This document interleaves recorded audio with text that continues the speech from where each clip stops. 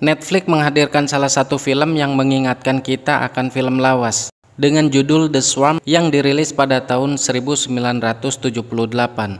Di film terdahulu tersebut, lebah pembunuh Afrika dimunculkan sebagai predator utamanya. Kini di film Prancis besutan sutradara Jas Philippot dengan judul yang sama, kini posisi itu digantikan oleh belalang. Jelas ini bukan remake karena ceritanya jauh berbeda. The Swarm tahun 2020 ini menceritakan seorang perempuan yang sedang membesarkan kedua orang anaknya, di mana dia sedang mengalami kesulitan finansial. Dia juga menyajikan ternak belalang untuk dijual sebagai bahan makanan berprotein. Namun ia mengalami kesulitan dalam mengembangbiakan belalang-belalangnya, hingga ia mempelajari bahwa belalang-belalangnya memiliki ketertarikan kepada darah. Penasaran dengan alur ceritanya? Oke lah, daripada banyak spoiler di awal, langsung saja memasuki alur cerita filmnya.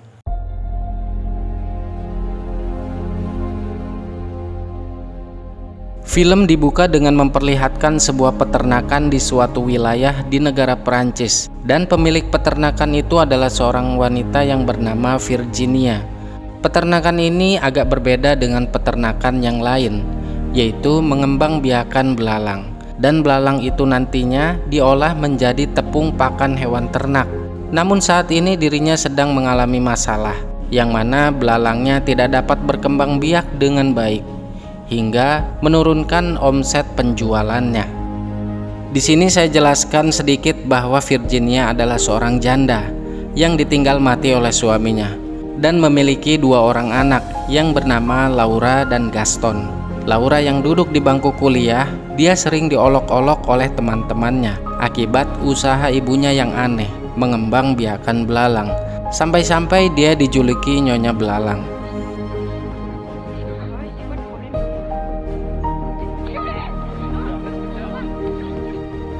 Makanya dia tidak terlalu suka dengan usaha yang dijalankan ibunya. Namun tidak dengan Gaston yang terlihat dia menyukai belalang.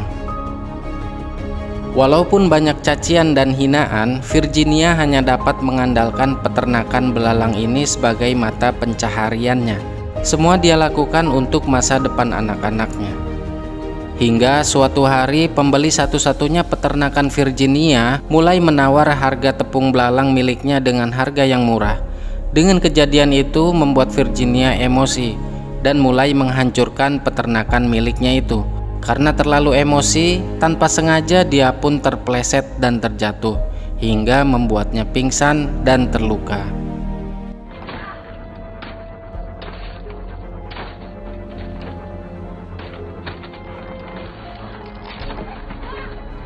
Ketika ia tersadar, dia pun terkejut karena melihat belalang-belalang itu memakan darah yang keluar dari luka lengannya.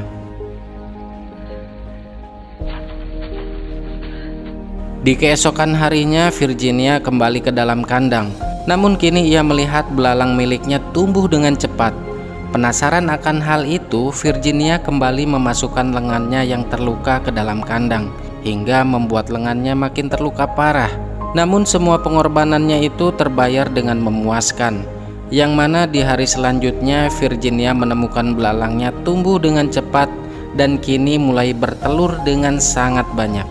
Melihat dengan darah dapat menyelamatkan hidupnya, akhirnya Virginia meminta bantuan kepada seorang pria yang bernama Karim untuk memperbanyak kandang belalangnya. Dia adalah petani anggur yang sepertinya menyukai Virginia, dan dia juga merupakan sahabat dari almarhum suaminya. Virginia pun secara diam-diam tidak ada yang tahu bahwa memberikan ternaknya menggunakan pakan darah. Gaston yang melihat ibunya begitu semangat, dia pun ikut senang dan mulai membantunya. Namun tanpa sepengetahuan Virginia, Gaston mengambil beberapa belalang untuk dia pindahkan ke akuarium di dalam kamarnya. Tentunya Gaston tidak menyadari bahwa belalang yang kini dia bawa telah berubah menjadi belalang kanibal yang haus akan darah. Hal itu juga dialami Virginia, yang mana tubuhnya makin terluka parah akibat gigitan belalang yang meminum darahnya. Dia rela melakukan hal itu agar meningkatkan produksi belalangnya.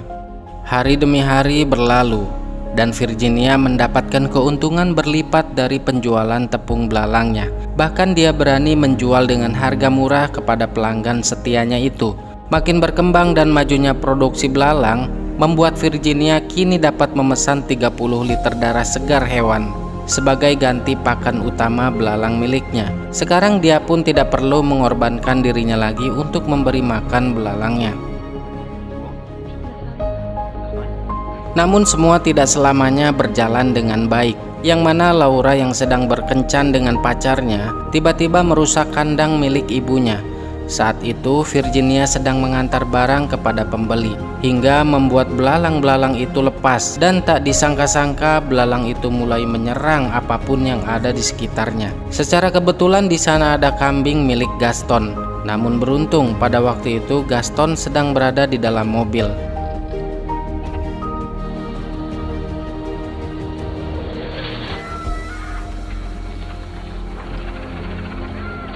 Hingga akhirnya Virginia kembali, dia dibuat panik karena Gaston mengabarkan bahwa kambingnya diserang oleh segerombolan belalang milik ibunya. Virginia pun mencoba mencari kambing itu, namun ketika dia menemukannya, kambing itu sudah mati oleh ribuan belalang yang ada di tubuhnya. Dia pun tidak mengatakan kepada Gaston apa yang baru saja dilihatnya.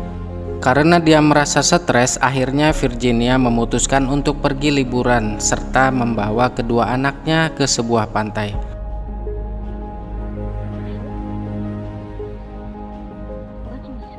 Setelah selesai, mereka pun kembali pulang.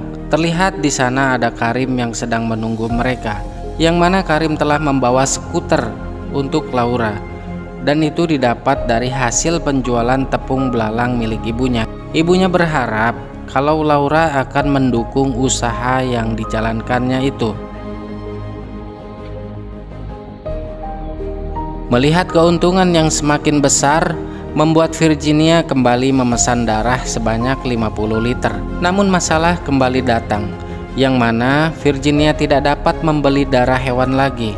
Hal itu dikarenakan karena Virginia tidak memiliki lisensi resmi dari Asosiasi Pertanian. Masalah ini semakin membuatnya terpuruk karena peternakan miliknya sedang tahap berkembang.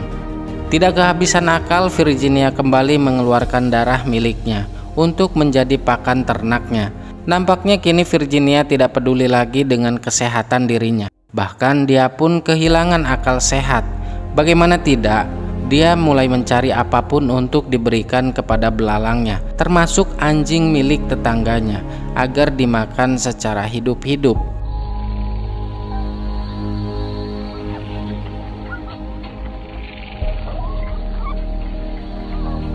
Di keesokan harinya ada langganannya datang. Dia membawa temannya yang juga akan membeli tepung belalangnya. Tentunya dengan semakin besar permintaan pembeli, dia mulai mengendap-endap ke peternakan orang lain untuk membunuh seekor sapi dan diambil darahnya.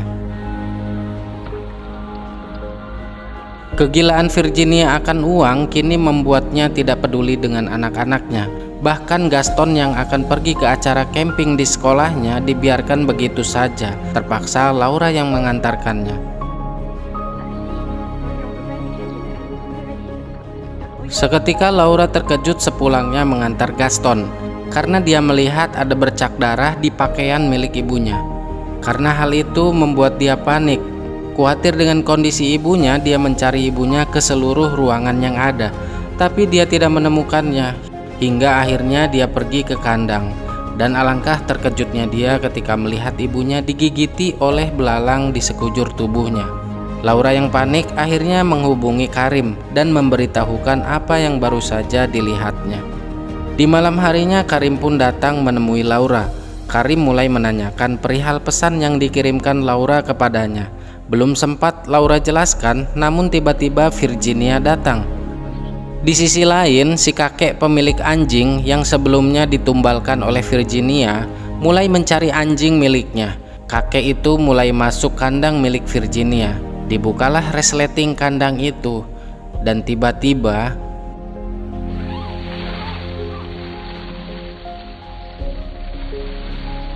di sini Karim pun mulai curiga dengan apa yang terjadi di kandang itu. Dia pun mengecek ke kandangnya dan betapa terkejutnya dia ketika melihat kakek tadi dipenuhi dengan luka dan ada banyak belalang di sekujur tubuhnya.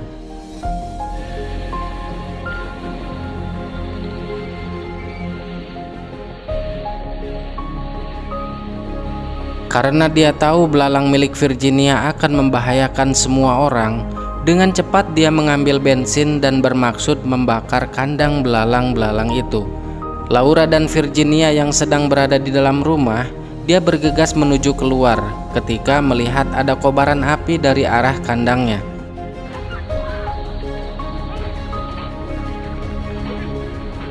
Virginia mencoba memadamkan kobaran api tersebut.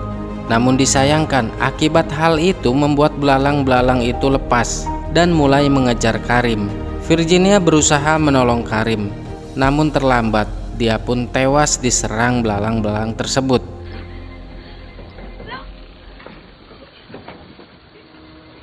Setelah menyerang Karim, segerombolan belalang itu mengejar Laura. Di sini Virginia baru sadar dengan Laura yang tidak ada di sana. Dia pun segera mencari Laura. Ternyata Laura sedang dikejar oleh ribuan belalang. Laura terus berlari hingga dia sampai di tepi danau. Ia berinisiatif membalikkan perahu sampan yang ada di sana untuk berlindung.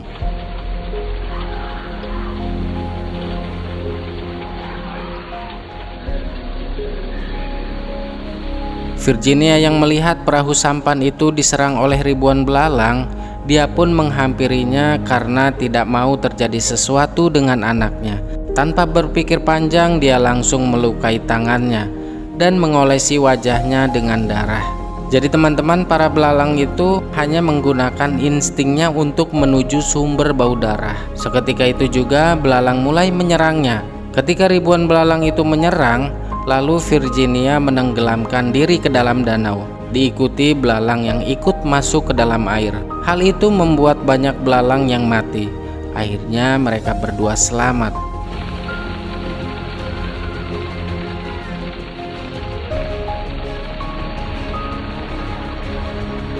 Akibat hal itu, Virginia tidak mau lagi beternak belalang dan lebih memilih ternak hewan lain. Dia pun berjanji tidak akan mengulangi hal itu lagi, dan film pun selesai.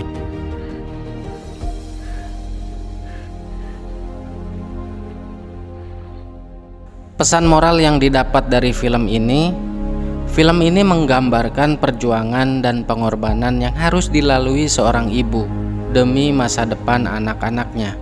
Ia rela berkorban sekalipun nyawa taruhannya. So, bagi kalian yang masih memiliki kedua orang tua, jaga dan sayangilah mereka. Oh iya teman-teman, bagi kalian yang belum menonton full filmnya, saya akan upload di Telegram. Semoga channel ini bisa memudahkan kalian untuk mencari hiburan tontonan sesuai yang kalian inginkan. Terima kasih banyak yang sudah mensupport channel ini, dan sampai jumpa lagi di rangkuman film selanjutnya.